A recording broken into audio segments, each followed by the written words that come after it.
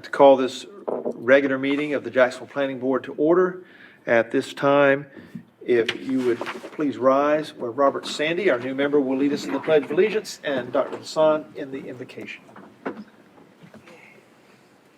I pledge allegiance to the flag of the United States of America and to the republic for which it stands, one nation, under God, indivisible, with liberty and justice for all.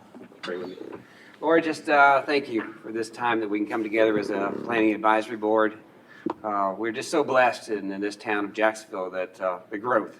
And sometimes growth brings lots of opportunities. Sometimes growth brings joy and also brings some pain with it as things come before us. And help us as an advisory board make good recommendations, good decisions that affect all the citizens of this community, just not us, but everyone who lives here, that we pass those recommendations on to our city council, and through their wise counsel that things will be carried out in an expedient way. But once again, just thank you for showering Jacksonville, North Carolina with all the blessings, with the military, the growth, the economy we have. And yes, we're a small town, but we're growing, and just help us do it the right way. And just once again, thank you for giving us the privilege to meet tonight and discuss the items about Jacksonville. And this, once again, help us make the right decisions. In your name we pray. Amen. Amen.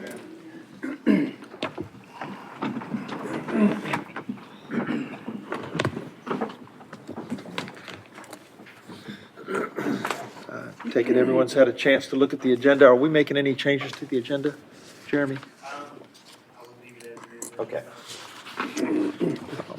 Hearing no changes, a motion would be in order. Someone please make I it. motion that we accept the agenda as is. Motion by Ms. Vandermeer to accept the agenda. Second. Second by Mr. Forney. Any discussion? All those in favor of the motion, please signify by raising your right hand. All those opposed, motion passes. Minutes. I'm sure you've got your minutes from our July 8th meeting. I have a copy here because I get to sign them if you approve them. Any changes, corrections, deletions, additions, subtractions, multiplications, or divisions? I got all the operations covered. Move that we accept the minutes as Second. written. And second. Motion by Mr. Keys to accept, second by Dr. Lasan. Any discussion? Hearing none, all those in favor of the motion, please signify by raising your right hand. All those opposed like, motion passes. Get to sign it. City Council update. Jeremy? Mr. Chairman, there is no update. There were no new items. Got you prepped and everything. Okay. Presented to the city council since our last meeting. Thank you, sir. Old business being none, we'll go right, Jeremy, to new business. Thank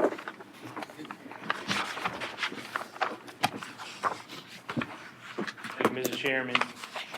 Agenda item A before you is a proposed rezoning for the Arnold Road, and I've got a number of roads listed here. Arnold Road, Coleman Drive, Carver Drive, Washington Drive, Hunter Drive, Ever Street, Country Club Road, and Commerce Road areas. The existing zonings in the area are industrial and residential multifamily low density. The map before you is the general vicinity map of the area with the aerial. Before you is the current zoning. Again, as I mentioned, the properties in the northern part of the area along Commerce Road are currently zoned industrial, and those properties to the south are zoned residential multifamily low density. Before you on the screen is the capture from the CAMA land use, future land use map. And before you is the proposed rezoning, and I'm going to go over some key points in this area. To touch on the properties that are to the north, those that are directly behind the Home Depot and Food Line on Commerce Road. Again, they're currently zoned industrial. We are proposing to rezone those to corridor commercial. And that would be, let this come up for a second here. Sorry, that would be this northern area right here. Proposed to go to corridor commercial. The bulk, or actually the majority of the residential area, currently zoned residential multifamily low density, is being proposed to go to residential single family 7, and that would be all the yellow area. right here. And since I know most of the folks in the audience are residents in the area, I want them to know that the primary change, the primary distinction from residential multifamily low density to residential single family 7 is one use, duplex. The change to residential single family 7 would no longer allow a duplex to be built on a lot. Currently, under the residential multifamily low density, if you had a vacant lot or had a lot with a single family home on it, you most likely could demolish or build a duplex on that lot. We did have one go up in the area before we could propose this rezoning. This rezoning to residential single family 7 is an effort to protect the neighborhood, to protect the single family residential. That was the kind of the catalyst of us looking at this area rezoning. As you're aware, on Coleman Drive are the Sandy Roan Apartments, currently also zoned residential single family or residential multifamily low density. Well, one thing we caught in there with it being low density, apartments are not a permitted use. So as it stands right now, the Sandy Run Apartments are a non-conforming use. And if they were to be suffer catastrophic damage or need significant repairs that were in excess of certain values of tax, they would not be able to do it because they're not a conforming use. We are proposing to rezone it to residential multifamily high density to keep it as a conforming use, and so they can continue to improve that property. At the rear, at the end of Coleman Drive, is a parcel owned by Duke Power, currently zoned residential multifamily, and it seemed appropriate to rezone that to industrial to allow them to possibly use it in the future for a minor substation or whatever how they see fit. We have talked with representatives from Duke Power. They have no plans for that property right now. It's in excess inventory. Across the way from there is a property owned by Oslo Memorial Hospital, currently zoned residential multifamily low density.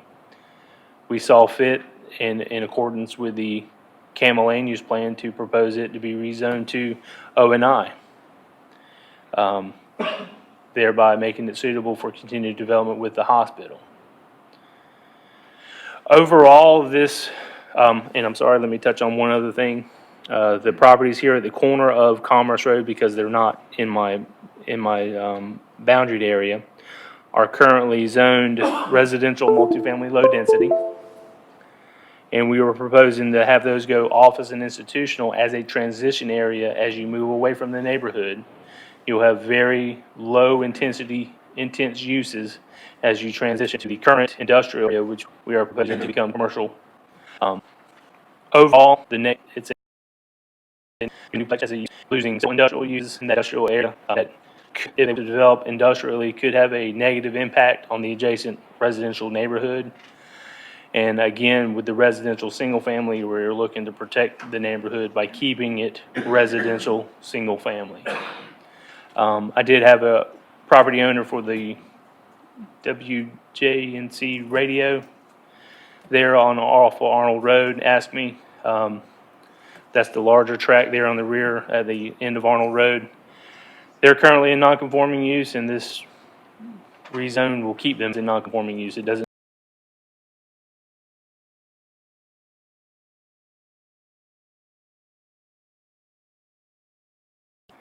I did want to note that it's my understanding that we sent out some courtesy notices to the neighbors, to the property owners in this area, and that a majority of them did not actually get their letters until this weekend or till today. And I believe that is a direct cause of the truck fire that the post office had the day after we mailed these letters out. So I do want to apologize to the public that they didn't get those letters in time, in case anyone wanted to come out and see what was going on. I fielded about 20 or so calls today, letting folks know what was happening. We were lucky enough to have the folks that we have out here tonight in attendance. With that being said, staff is recommending approval of this area rezoning with findings of fact A through J being found in the affirmative, and that the rezoning advances the public interest by allowing for a more orderly and logical development. It brings the zoning in compliance with adopted plans, and it corrects several non-conforming uses in the area. And I'll be happy to answer any questions that the board has at this time. Okay. I'd like to remind everybody, we have two new members, and I'll mention this and say this again. Thomas Breedlove. Thomas, raise your hand. On the end, he's our new EDJ member. Thomas, you have all the full rights that everyone else has. You feel free to ask questions when you need to, and of course, you've already voted. Robert Sandy's been here before, so he knows all the rules and regulations, and so now we're ready if anyone has any questions. I have one question. The area that's purple in this current map, that's O&I, Yes, sir. that's not in this discussion. It is, again, I apologize, the maps didn't get updated in time, but if you'll notice on this map, the existing zoning, those two parcels at the corner of Commerce Road are currently zoned, of Commerce Road and Country Club are currently zoned residential multifamily. And as far as this proposed rezoning, we wanted to create a transitional zone as you move out of the neighborhood into the commercial as you're going towards Western, and proposed an office and institutional. So it is part of this rezoning. Now, this board has that ability to make a motion to say, let's rezone this whole area as presented, or, piecemeal it. If that's the opportunity that this board, when it has making that recommendation, and we would end up taking a dual recommendation to the city council, one by staff and one by the planning board. Not that it shows that we're in conflict, but the board just may feel that it's not the right time to take a rezoning for a certain area, or it bodes for further discussion. Jeremy, if you can, give us just a real quick little lesson on how O&I is a transition between the single family and the Yep. commercial So corridor. your office and institutional, it allows outright churches, doctor's offices, professional offices, some of your professional services, that one-on-one training classes, be it a trade training, like the residential multifamily, low density. It allows schools, it allows elementary, middle schools. What does it not allow? What does it not Retail? allow? It does not allow retail. Okay. It does not allow shopping centers. It does not allow multifamily. It doesn't allow any residential whatsoever unless it's above an office complex, so to speak. It does allow daycares and what have you, but in terms of your high intense retail uses, does not, no sir. Does not allow shopping centers, does not allow general retail at all. And before I let someone else, there's no lot size minimum on RSF7, is there? 7,000 square feet is your minimum lot size. Okay, does that make any of these lots non-conforming? There are two, if, my line keeps messing up on me, but there's two off of Eva Street they're residual parcels of past subdivisions that would be non-conforming at this time, but they're non-conforming now under the RMFLD, which has a minimum of 9,000 for single family. So it's not creating a worse situation. So. Did you say that the only difference to the residential ones was that they no longer could have duplexes? Yes, ma'am.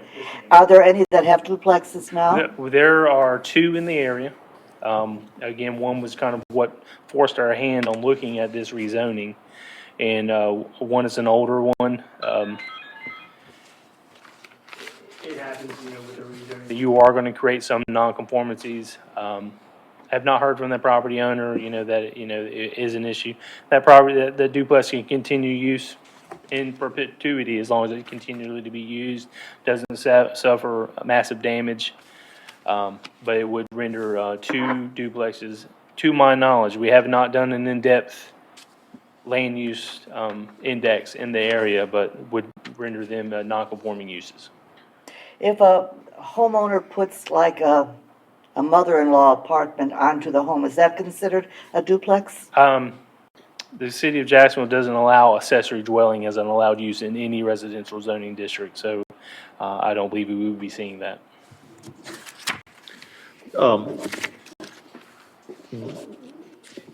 In the city, would a proliferation of duplexes in this area, in your opinion, hurt or help property values for the people that are, In my professional opinion, anytime that you have a duplex situation where you have small lots and parcel lines running through the party wall, and they are rental, they're their property owner absentee, they're just looking to make income while providing a home for somebody.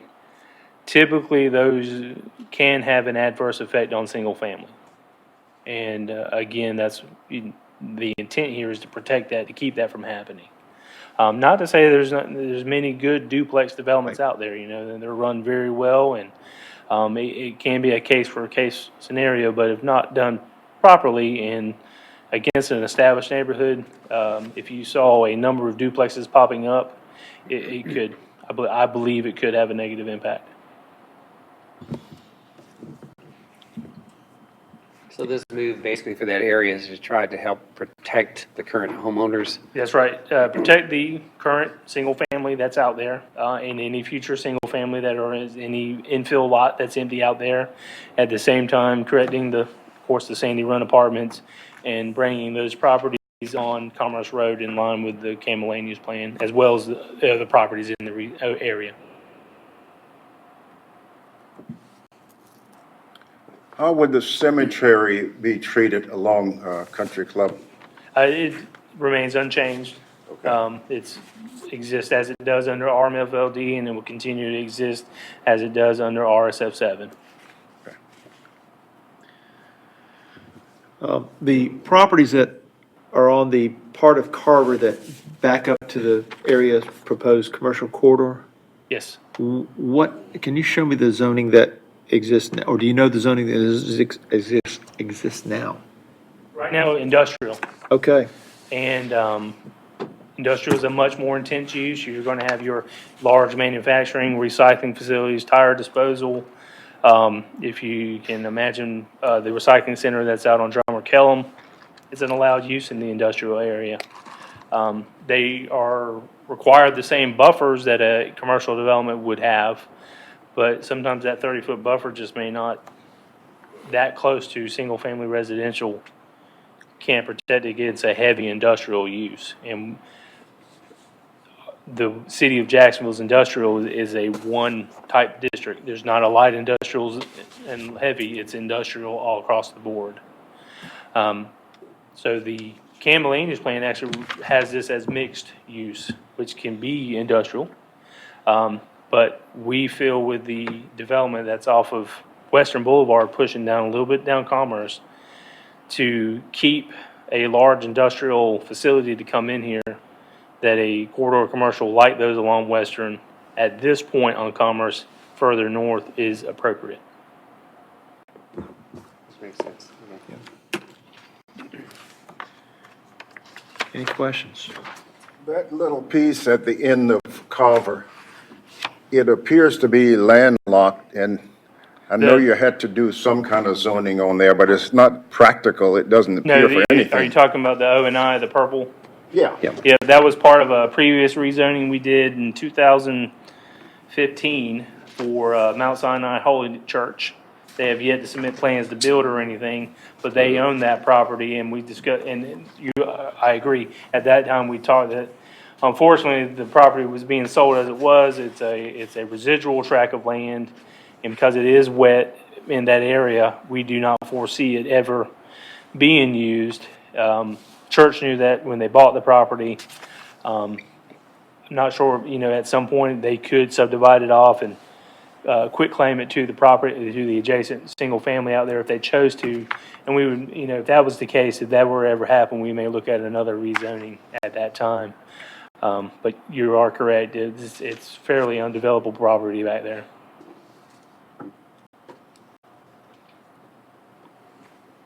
Has staff received any negative feedback? Not at this time, because, the overlaying message is the protection of the single family. Again, when you have Commerce Road and the possibility of more traffic coming on Commerce Road, that's always a question. We haven't had any anybody against, because it's understood, it's a protection effort to keep the single family safe.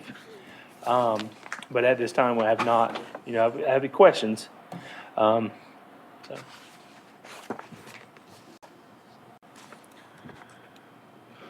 And again, I'll remind everyone that, that we are the Planning Advisory Board, and that our decision, one way or the other, will go before City Council, and they will hear this when? At this time, we would be going in front of them September 16th if the schedule holds true. We haven't made any advertisements or put up signs, because sometimes when you have a rezoning and you get your recommendation from the planning board, you get your recommendation from staff, then maybe a time to have a neighborhood meeting or kind of let it sit there and be discussed further, to see does it need to come back to the planning board? Do we need to make some tweaks or forward it on? But under the current schedule, we would have it in front of the September 16th city council. Ads would run Friday, the 2 Fridays prior to that meeting. We would also send out public hearing notices 2 weeks prior to that meeting, as well as put up multiple signs in the area letting folks know that there is a public hearing on these properties with a contact number to call, and that meeting would be September 16th at 7 p.m. Please let me say that right. September 17th, sorry, September 17th. Okay. And that's when it would become. Tuesday, September 17th. Wonder if any of the people here want to say something. I was going to mention that next. We have quite a few people in our audience at this time.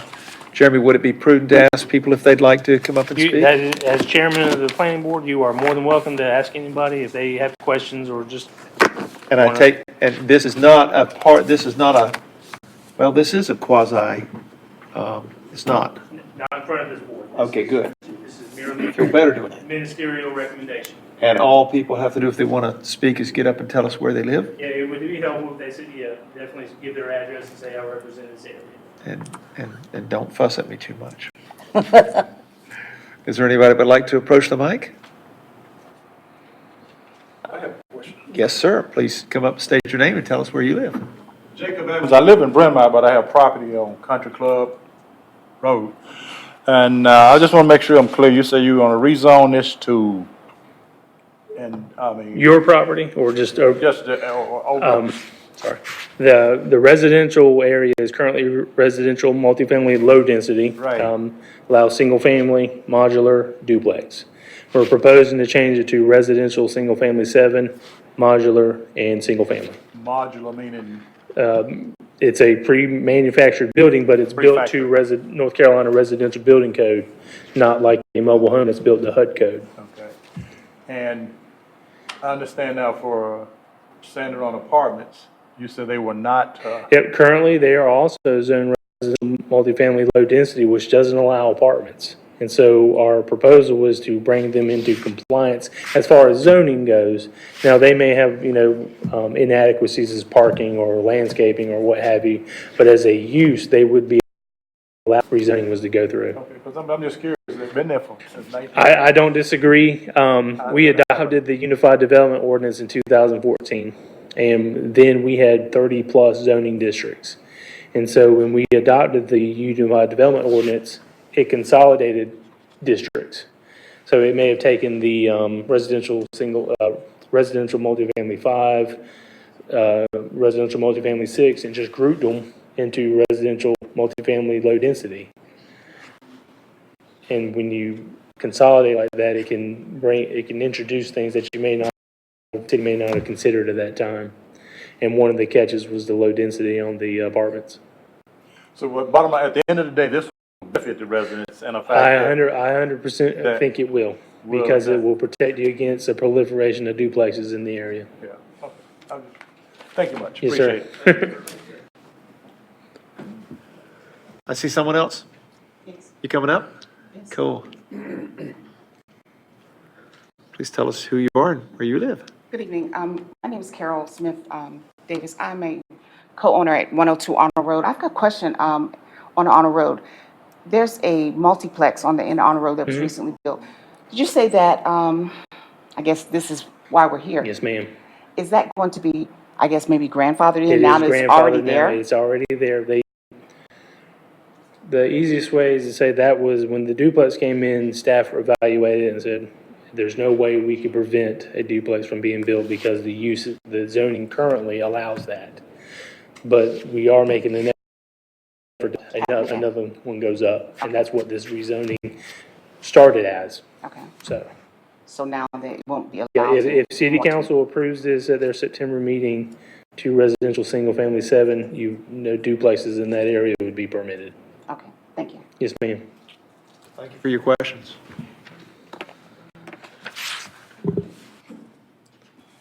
Anyone else? Oh, come on out. Please state your name and tell us where you live. Darlene Rogers, and I live on Carver Drive. So I have a question. Be from industrial to corridor, correct? So that is on Commerce?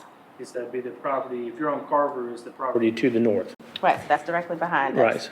So, it's possible to have a hotel Yes, built? it's possible to have a hotel now in industrial, well, I'm sorry. Yes, you could have a hotel in corridor commercial, that's correct. And an indoor theater and possibly a nursing home as well? Yep. What does that do to our property taxes?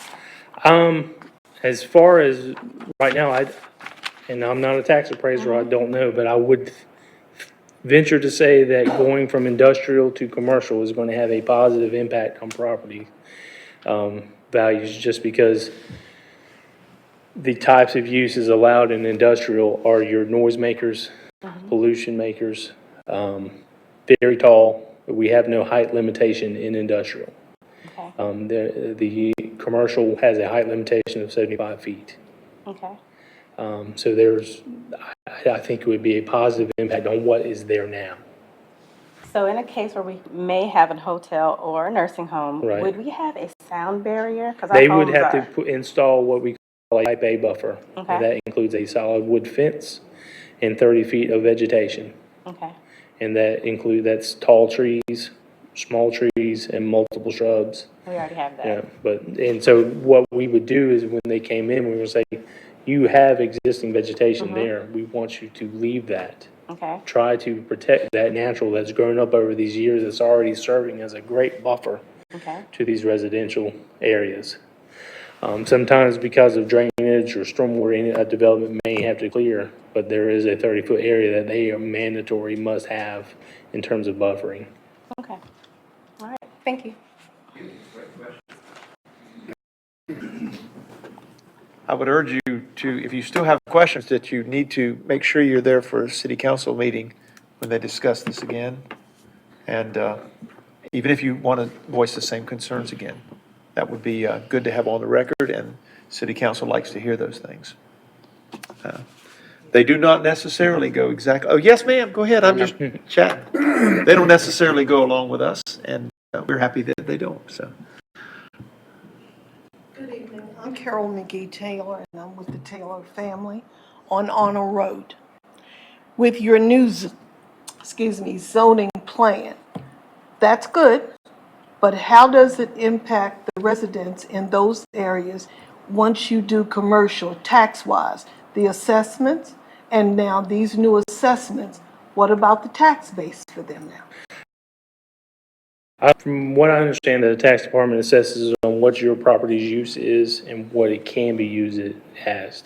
So your values should stay the same. Because your limitations as use of single family is not changing. And you're already adjacent to commercial or industrial, and they should not be basing your valuation off of anything other than what your property is and can be used as, and that's residential. And you're saying should be, but is there anything that can be put in place to guarantee no raises in that based on the commercial? Unfortunately, I do not control that. That may be a conversation you'd like to have with the tax department. Okay. Now, if it's residential adjacent to commercial, if one wanted to sell those properties, what happens when one of them is sold? Can it be sold residential if it's adjacent to it, or can it be sold as a commercial? They would have to sell it and show it as the property as it is zoned currently. Now, if they want to advertise and say potential commercial property, that's really up to the seller. But it is highly unlikely that staff would recommend, and not to speak for this board, but I don't feel that the board would support a commercial zoning in the middle of a residential neighborhood. And there are some preventions in the state law that would prevent us from being able to do that.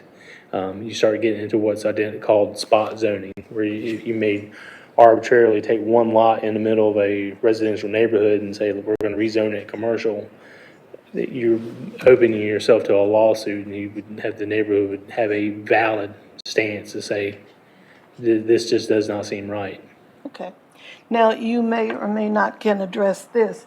With the new highway that's supposed to be coming down Arnold Road, if that happens, now, the properties to the right and left of that highway, are they part of the residential, or are they going to,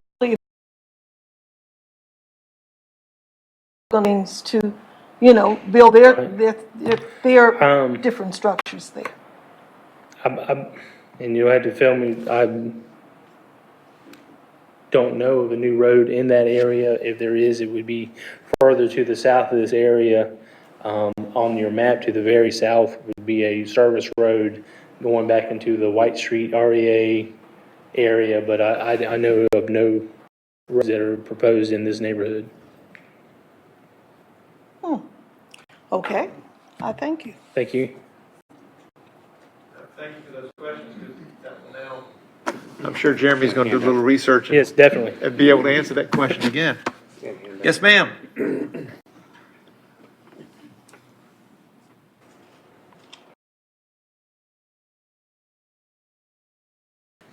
Good afternoon. My name is Saida Miranda. I'm representing the Spanish Pentecostal Church located at 1042 Country Club Road. We have been trying for the past 6 months to get permits for the parking lot of the church. When we tried to get the parking lot permits, Mr. Jeremy told us that our zoning was changed in 2014. We are a commercial building, Yep. and he said that we need now to get the permits to have a special usage permit. We placed already the request, but we haven't had any answer yet. Right. And now we received today this letter saying Yep. that they are relocated or So rezoning again. specifically with your property, and I won't try to get into too much detail, your project is now with your designer, and they are making changes. But this rezoning for your property, since you're in that section where the Sandy Run Apartments is being proposed to rezone to high-density residential, where a church would actually be a permitted use. So this is of a huge benefit to you. You will no longer, if this rezoning is approved by council, you will no longer have that special use process. Yes, ma'am. So we just have not had the opportunity to talk with your designer and to let them know, because they're working on the parking lot area. But this would be a huge benefit to your church. Okay, and the church property is Yes. going to stay there It'd the be same? it is part of this rezoning to the high-density residential. Okay, thank you very much. Again, I'll remind everyone that our decision is only our decision, and it will go before council whether we approve or disapprove. And they are likely to do either one. Yes, sir, Dr. Woodruff. I guess you don't need to tell us who you are and where you live. Woodruff, City Manager, Jacksonville. I live with my wife. I'm very fortunate. 101 West Railroad Street. Now, I'm going to tell you, Mr. Chairman, try to say West Railroad Street real quickly. I'd like to make sure that the public knows is that the city does not in any way address your tax issues. Many questions tonight came up regarding taxes. I would encourage any of the folks and all of the folks to contact Harry Smith, who is the property appraiser for Onslow County. His offices are out at the Burton Park facility, and it's important for you to ask those questions of Mr. Smith. Because what we don't want is for us to give you an opinion and it turns out something otherwise happens. So we are dealing with land use, he deals with taxes. So we would encourage you to do that. I'd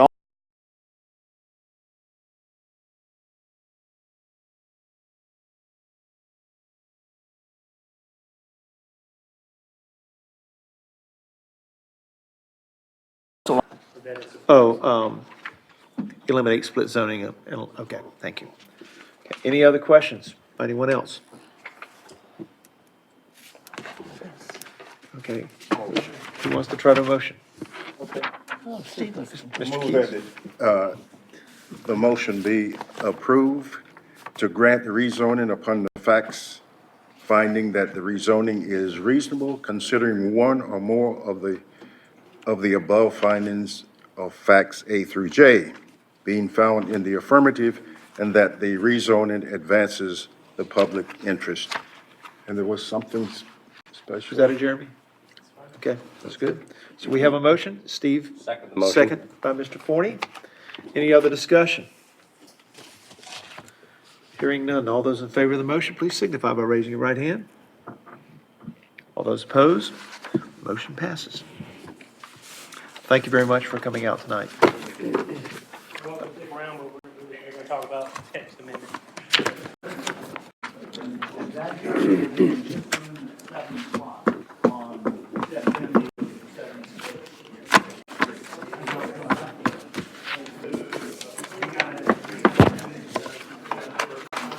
We're going to B. Thank you for your discussion, for your thoughtfulness. I wish they could make that a little louder. I think I'd get really harder. I'm having trouble hearing. You don't? No, I heard. Okay, then it's me. I'm old.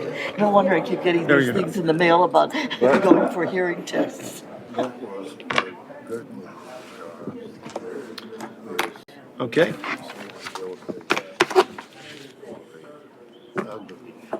House, cheaply built duplex, right in one of the corners near the. That's why Jeremy said it kind of forced their hand going and do something for these guys.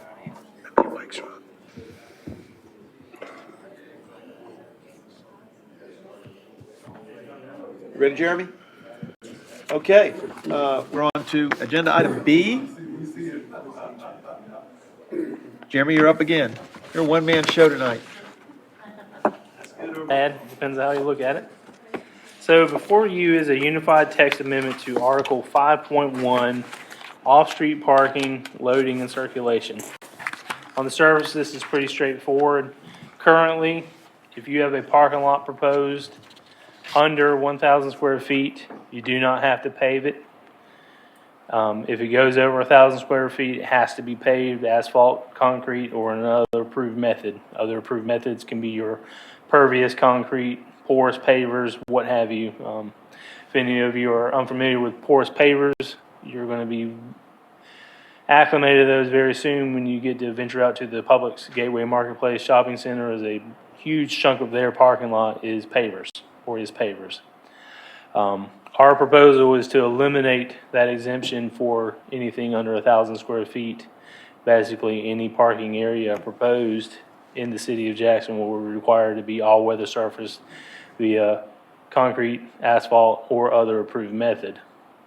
The one exemptions would be your utility facilities or cell towers. Typically, these facilities are located off-street, down dirt paths for a reason. They're supposed to be unseen. You don't see them, and so to incur a pavement on those doesn't seem appropriate for that type of use. So for your small developments, in this, the requirement under 1,000 is very limited. It just doesn't really happen that often. In light of our previous item, the rezoning, they had a driveway in front of that duplex, which they utilized the under 1,000 exemption of not having to pave. And it's a very lightly graveled driveway, not very well maintained. And that's a good example of why we need this that exemption of under 1,000 square feet eliminated from the ordinance to make sure that our parking areas, residential or commercial, in the city of Jacksonville are appropriate and maintained, because 9 times out of 10 with a wet, rainy season, even a lightly gravel driveway can turn into a muddy mess and become unsightly. Again, this is a protection measure when it comes to residential. It's not really an issue when it comes to commercial or office uses, because 99% of those parking facilities are already over 1,000 square feet. Again, city staff is recommending approval of this text amendment, and if it stays on track, it'll be at that same city council meeting, September 17th. I'll be happy to answer any questions. Do you have any other examples of areas affected? It could be effective on some of our older non-conforming sites. I can think of a few on Henderson Drive, where you have a home converted to commercial or office, and they're currently utilizing a gravel driveway or lot. If they were to expand on their business or renovate their business over a certain threshold of their tax value, then we would have a means to say that now your parking facility needs to be paved, be it asphalt, concrete, or another approved method. We have considered the thought of could requiring pavement or asphalt for parking areas create a stormwater issue. That's really no longer the case, since stormwater rules actually determine that graveled areas are impervious surfaces as well. So it's not a negligible effect there to require pavement or asphalt. But that's where some of the ones that come to mind are some of your older businesses that may continue to utilize a gravel driveway or parking lot just because they've been there forever. And they can continue to do so, but if they want to expand or grow, that they face the likely possibility that they would have to pave the parking area. So they don't have to change anything unless they're changing something. They get a true point. That's correct. Same thing with landscaping. That's correct, 100%. Any other discussion?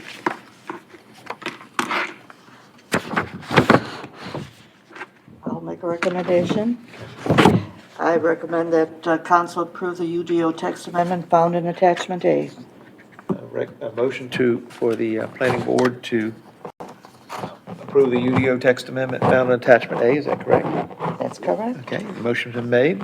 Do we have a second? Second, Mr. Sander. Any discussion? Hearing none. All those in favor of the motion, please signify by raising your right hand. All those opposed, like. Motion passes. Now, Dr. Woodruff, thank you for coming up earlier and speaking about property taxes. I was about to say, if there was any way of guaranteeing that mine didn't go up, I'd go ahead and I'd take that guarantee. Well, I think we all would if there was a way we could guarantee. But you know what they say, there are only two guarantees in life, and that's death and taxes. And you're talking about taxes when you talk about property values. Several months ago, we had one member of this planning advisory board who came across our attendance record. And it brought to our attention that we have attendance record that really was put in place for a good reason, but it was time to rethink it. So we talked to the city council. As you know, the previous attendance record said, you missed 3 in a row, you're just automatically out. If you miss 3 of 5, you're automatically out. That has worked well, but it also, I think, has caused some people who really are dedicated to serve, who have business conflicts, or sometimes they're simply out of town on vacation, and guess what? Their flight gets canceled, and that's their 3rd visit.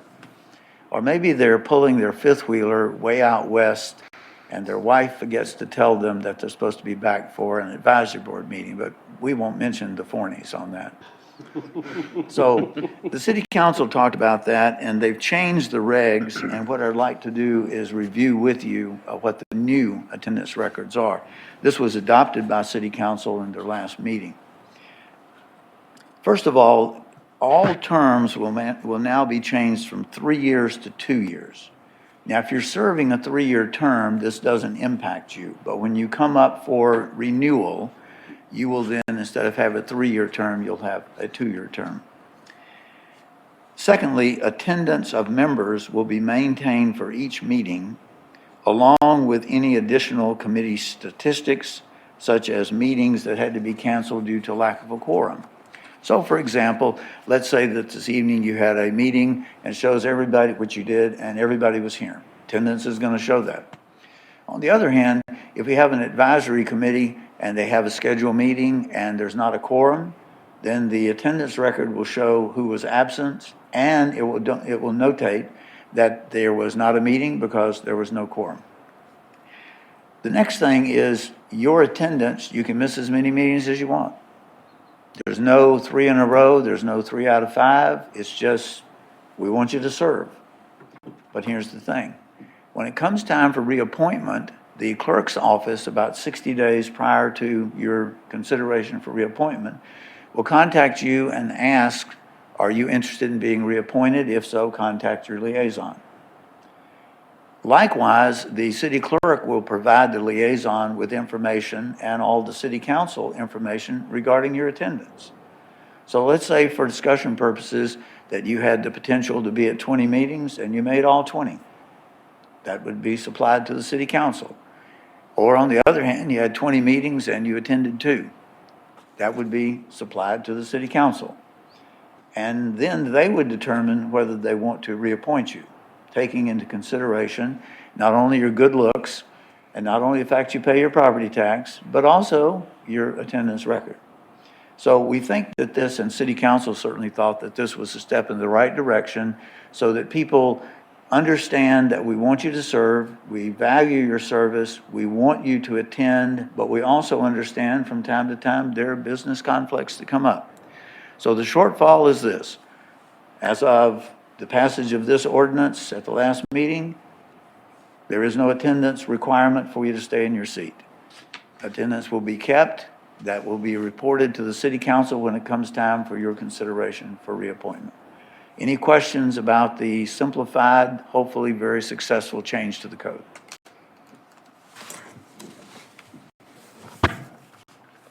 Anybody have a second question about the change to the code?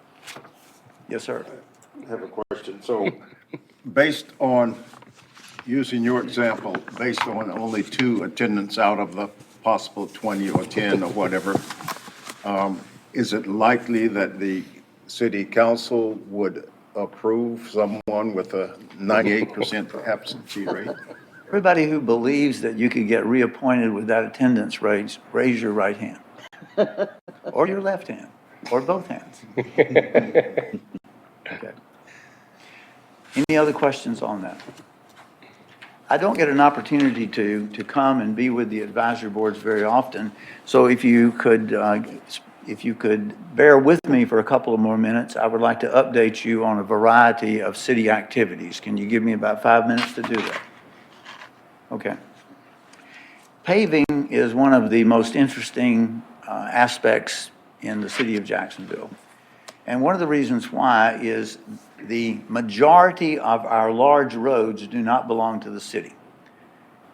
It's interesting that people assume if it's inside the city, it's the city's responsibility. Well, as you know, that's not the case.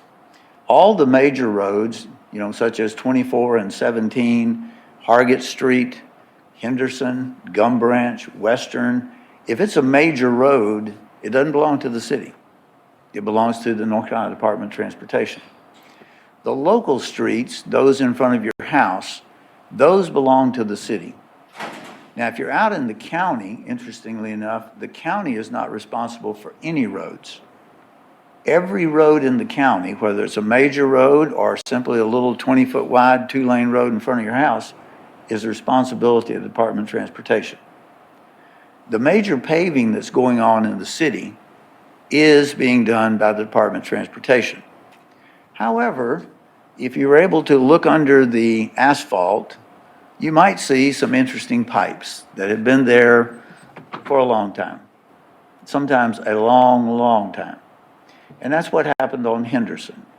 The water and sewer pipes that are on Henderson have been there since probably even I was a boy. And that was like 3 weeks ago, okay, for the record.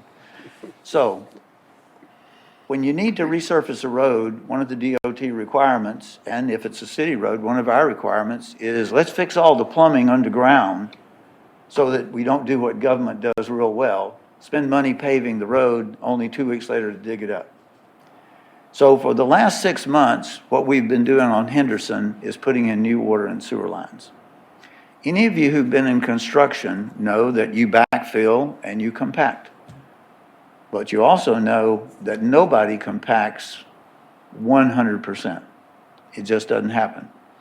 So what we're doing currently on Henderson is patching the strips or the areas that we dug for the new water and sewer lines. Cars, as they drive over it, will add compaction. So for probably the next 6 months, those of you who travel Henderson and the public will find that it's just as bumpy as it was before we ever started, and maybe a little more. But after the compaction of cars going mile after mile, day after day over it, we will then come back in probably April or May, and we will resurface all of Henderson. Now on Gum Branch, we really didn't have that issue because our water and sewer lines were really not there, at least not to the degree they were on Henderson. So the water and sewer lines on Gum Branch, didn't slow us up. And so the paving which is occurring on Gum Branch, which you're probably driving on, because I think most people are avoiding Henderson. So you're driving on Gum Branch, and you know that probably in another 2 or 3 weeks, we're going to have Gum Branch where it's just fabulous. Except where Gum Branch hits Western Boulevard. Now, what's happened there is there's so much growth in that area that we have tremendous stacking, especially coming in from the Richlands area. Stacking meaning, stacking of vehicles. So in that case, the DOT is working with the city, and in that area, we do have a lot of water and sewer lines that we've been out there at, dark 30, as they say, in the middle of the night, digging up the street, moving some lines, cutting people's water off in Williamsburg and other areas as we redirected some of those water lines. But that construction project at Gum Branch and Western is specifically to add lanes so that you can have better turning movements for people coming in or going back out to the Richlands area on Gum Branch. One of the questions that we get asked quite frequently is Jacksonville Parkway, where it comes into Western. There is a project that will take Jacksonville Parkway across Western and eventually will get to Ramsey Road. It will basically come directly across the street there where you have, what's that, Commons North Drive?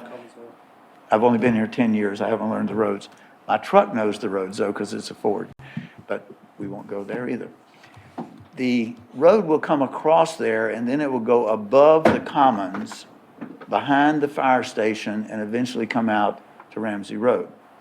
That project currently is under preliminary design and most likely will be under construction about 4 or 5 years away. It was a little sooner than that at one point, but if you followed the amount of road damage that the DOT has had to repair because of several hurricanes, their funding, which was extremely good, has gone to extremely scarce. So several of the road projects, including that road that we just discussed, have been delayed. One of the reasons we need to have that extension is because of the tremendous traffic that comes down through Carolina Forest. If you think about it, if you live out in that zone, the only way you can get into town is either Gum Branch, Carolina Forest, or 17. When this road is built, it will, of course, connect directly to the bypass system. So as a community, we want to continue to work with the DOT to really stress the importance of that corridor and put it up as soon as possible. Let's talk a second about another road issue. Many of you know that we get Powell bill funding for our roads. Well, the first time I heard that, I thought, Who's this guy named Powell Bill? You know, I thought it was the military way of giving you your last name and then your first name, so, you know, Bill Powell. That's not what it is. It's the sharing of the state gas tax with cities. It was done under a bill that was named the Powell Bill. Long before I got here, y'all may know the history, apparently there was a senator or representative who thought it was a great idea, so they named it after him, the Powell Bill. What that means is that part of your gas tax, not sales tax, but part of your gas tax that you pay every day, every gallon, comes back to the city in a formula. We have 155 miles of road inside the city that we're responsible for. We currently get enough Powell Bill money to pave 3 to 4 miles a year. Do the simple math. 30 years. You're always going to be behind. The mayor and the city council met with the legislative delegation, Senator Brown, Representative Cleveland, Representative Shepherd, about probably a year ago now, and asked them if there was any way that we could get a local gas tax or a local sales tax so that we could have a referendum that would allow the public to vote on themselves an additional tax going solely for gas. That concept is valid. They said that at the moment they did not feel that they could support that, but they understood the need. I can also tell you that the North Carolina League of Municipalities, which we're a member of, they have supported statewide the need for more gas money or more money going into roads. The public is quite aware that when, let's say, for example, when my wife bought this lovely tie for me today, she told me, oh, you're going to the planning commission, you need a new tie, so she bought me a new tie. Let's say for discussion purposes, this was the $20 tie. Well, the sales tax went on $20. If, on the other hand, it had been a $15 tie, which I'm sure she would not have purchased, but if it was a $15 tie, then it would have been the sales tax on $15. Sales tax, the revenue from it, is directly based upon the price of the product. Guess what gas tax is based upon? The gallon. The gallon. Ron Massey, in the manager's area upstairs, we can look out of his window and see the gas station across the street. And you can see it go from $2.55 yesterday to $2.44 today. And when it goes back up to $2.70, we'll see that. And when it comes back down to $2.29, you can see that. But guess what? It doesn't matter what the price of gas is when it comes to tax. It's based upon gallons. So when Mr. Forney fills up his fifth wheeler and he puts in 50 gallons, it's the same money coming to the gas program, regardless of whether the gas is $2 a gallon or $5 a gallon. Now, that's an oddity. Most people don't understand, though, the limits that this state is facing and the city is facing when it comes to paving. Because once again, it's not based upon anything other than gallons. And guess what? The Ford F-150 that I had 2 trucks ago, I was lucky to get 14, 15 miles a gallon. Okay? My new truck gets 24 miles a gallon. So guess what just happened to the revenue coming into paved roads? Just went down. That's the type of dilemma that the mayor and council and the management is facing when it comes to road projects inside the city. A couple of other very quick things, because I told you 5 minutes, and that was apparently 5 minutes ago. If you haven't had the opportunity to go out to Northeast Creek, please take that opportunity to go to Northeast Creek Park and see the phenomenal splash pad, new restrooms, and the most amazing playground that the city has built since the Commons. It is truly the first totally handicapped accessible playground that the city has built. With that, I'd like to take a moment to open it up to questions you may have about things going on with the city in general, things about growth. I know Ryan and Jeremy do a great job of keeping you up to date on projects, but any questions you may have on me on anything. Thank you very much for your time. Thank you, Dr. Woodward. Thank you. Thank you, sir. Okay, well, let's see, that brings us up to 10. So, adjournment. I have no reports. No, thank you. Now we go up to adjourn. Motion to adjourn? Motion to adjourn. Mr. Forney, second by Mr. Ray.